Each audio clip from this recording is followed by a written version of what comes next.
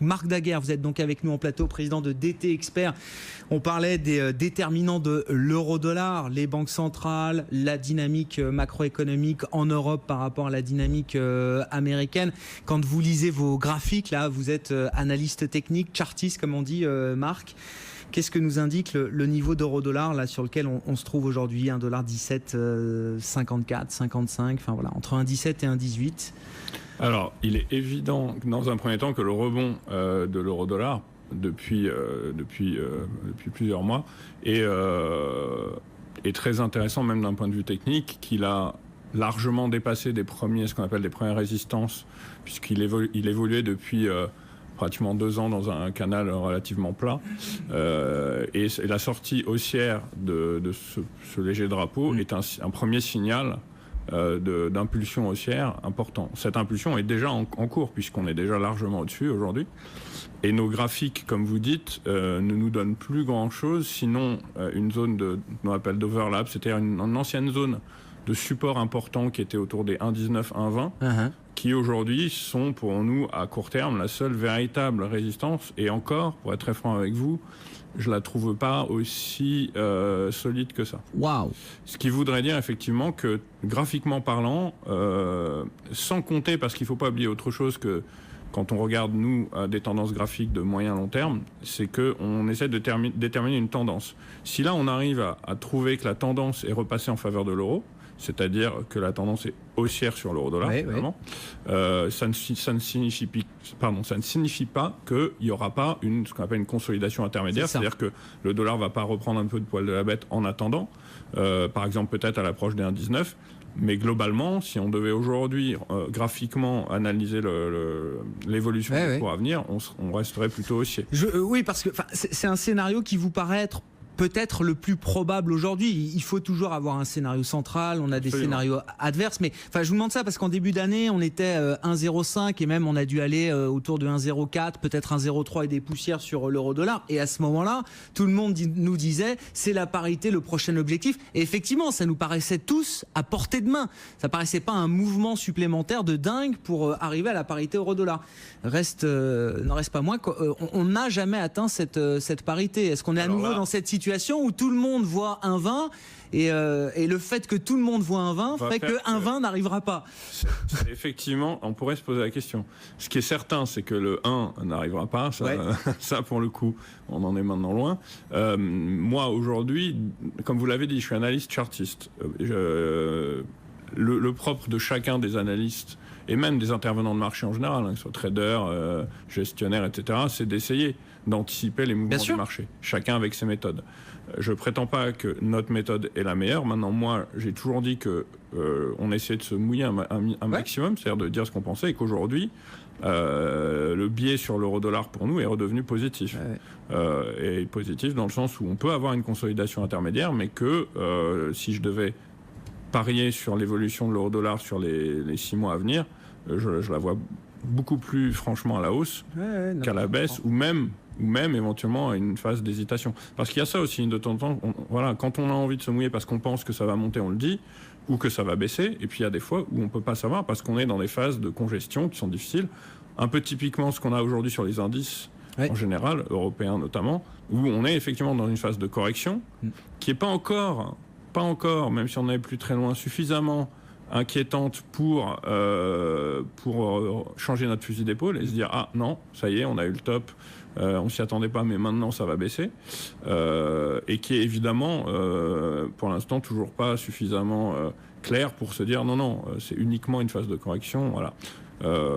On a des niveaux qu'on surveille. Le CAC 40 lui est très clairement dans ce qu'on appelle un drapeau. On en a déjà parlé, et ce qui est très très très très flagrant, c'est que ça fait 2 semaines quand même de suite que les débuts de semaine sont plutôt haussières, poussivement, et que les vendredis viennent alors que les débuts de semaine nous ramènent en haut du drapeau, et qu'en un vendredi, pratiquement, on revient sur le bas du drapeau. Ça, c'était par exemple la semaine dernière. Vendredi dernier, on a effacé sur la séance, moins 1%. C'était le cas du vendredi 28, là. C'était également le cas du vendredi 21, précédent, qui était encore pire que celui-là. Du coup, c'est extrêmement difficile parce que toute approche du haut du drapeau nous donne le sentiment de se dire bon, c'est peut-être le moment, est-ce qu'on anticipe ou pas? Et puis la claque qu'on se prend, c'est ce que nous on appelle un peu la théorie du toboggan, pour que les gens comprennent bien les images. C'est-à-dire qu'on met pas mal de temps à monter et on redescend très vite après. Et c'est les 2 dernières semaines qu'on a eues, c'était ça. On a monté poussivement, jour après jour, et puis hop, en un jour, voire 2, on a reperdu tout ce qu'on avait gagné. Est-ce que quand vous regardez, parce que je sais que vous regardez aussi le comportement des valeurs, est-ce qu'il y a des comportements là qui vous paraissent un peu suspects, des réactions de marché? Nous, on en parle du point de vue fondamental, mais c'est vrai qu'on a vu la semaine dernière un certain nombre de très bonnes publications d'entreprises qui étaient parfois lourdement sanctionnées, des Valeo, des Renault, aujourd'hui c'est Legrand, voilà. Et je parle même pas des avertissements sur résultats ou des accidents qui, eux, sont très lourdement sanctionnés par le marché dans cette phase très microéconomique où on s'intéresse avant tout à l'actualité des entreprises et les résultats d'entreprises, notamment du deuxième trimestre. Est-ce qu'il y a des comportements là qui vous mettent un peu la puce à l'oreille? Alors moi, ce qui m'interpelle un peu, c'est que si on prend cette optique de publication de résultats, il y a 2 choses. D'abord, il y a l'impact à court terme. C'est-à-dire que lorsque l'entreprise publie, il va y avoir un impact. C'est très rare qu'une entreprise publie et qu'il n'y ait pas d'impact, qu'elle soit ce qu'on appelle relativement flat. L'impact peut être positif ou négatif, et comme vous l'avez dit, c'est intéressant aussi à souligner, l'impact n'est pas forcément positif parce que les résultats sont positifs, ou n'est pas forcément négatif parce que... On peut avoir une entreprise qui annonce des résultats plutôt bons, c'est vrai, et qui a un impact négatif.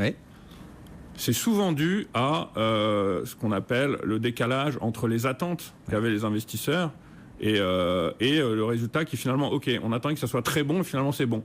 Ça peut être des éléments comme ça. Ensuite, relatif, le marché regarde toujours en relatif par rapport aux attentes qu'il avait sur une entreprise donnée, en l'occurrence. Bien sûr, sinon ça serait un peu facile. Sans même avoir besoin d'initiés ou d'insiders, comme on peut les appeler, on peut très bien se dire, bon, les résultats de Renault vont être bons, j'achète, et puis voilà. Non, parce qu'il faut qu'ils soient bons, mais il faut qu'ils soient meilleurs que les attentes. Et c'est là que ça rend la bourse... concrète. Maintenant, il y a autre chose, c'est quel est l'impact pérenne d'une publication de résultats. On en a qui sont très ponctuels. On a une entreprise qui s'est pris une claque de 2, 3, voire 4% le jour où elle a publié, et dès le lendemain, tout est effacé.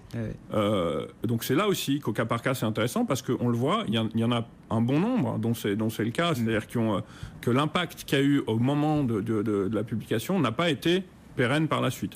Il y a parfois l'inverse, il y a des entreprises, bon, là je ne sais pas ce qui va se passer sur une boîte comme Essilor, qui effectivement a subi un gros coup et qui a confirmé aujourd'hui... Ça continue, voilà. C'est ça.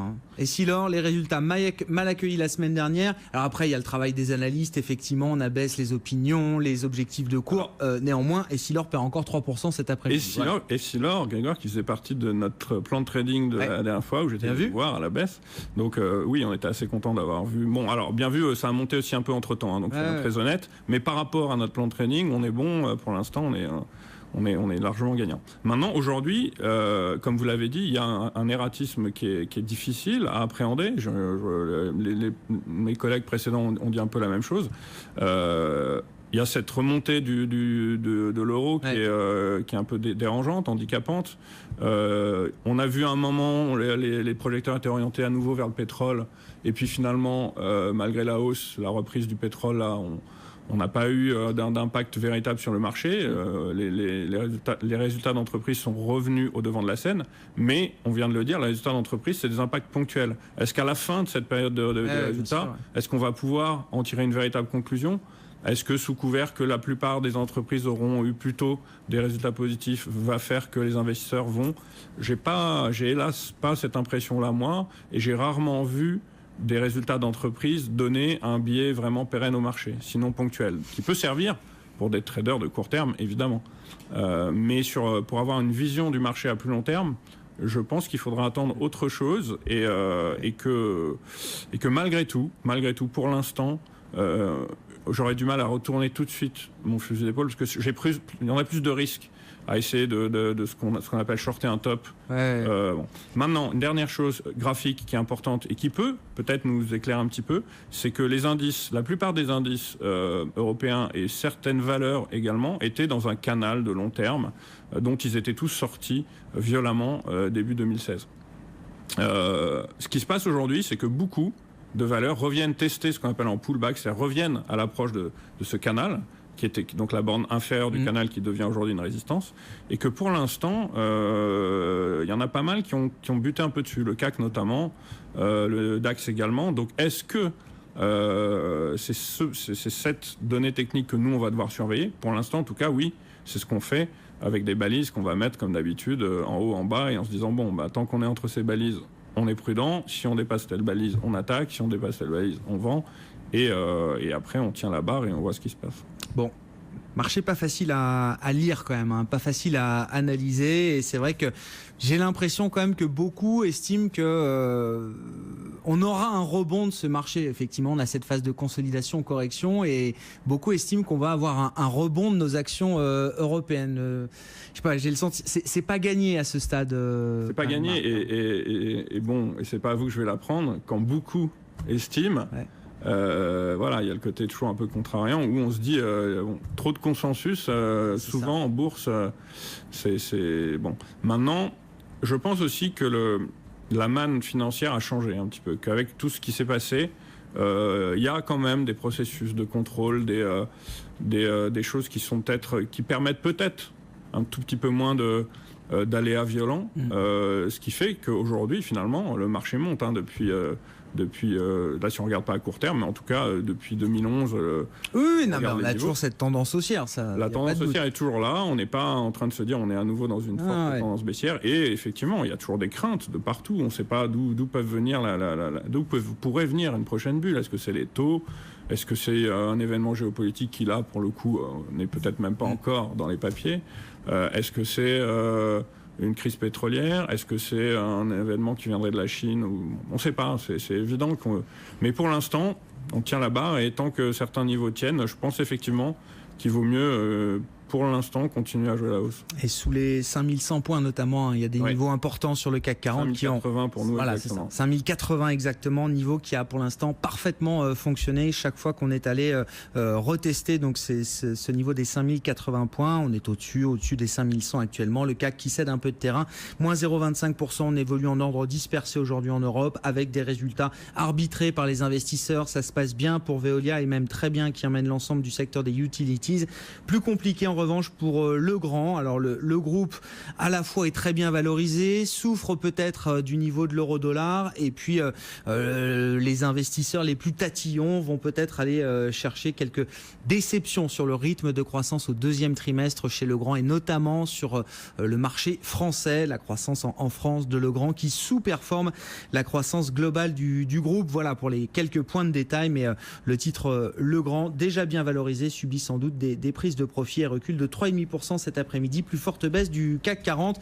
Les devises relativement stables en attendant d'y voir un peu plus clair, à la fois sur les dynamiques de croissance aux États-Unis et en Europe, et puis sur les perspectives que pourront offrir les banques centrales. L'euro-dollar à 1,1755 actuellement, et puis le CAC, donc je vous le disais, en léger retrait, 5118 points. On marque une pause, 16h30. On sera de retour à New York dans un instant pour faire un point après une heure de cotation à Wall Street.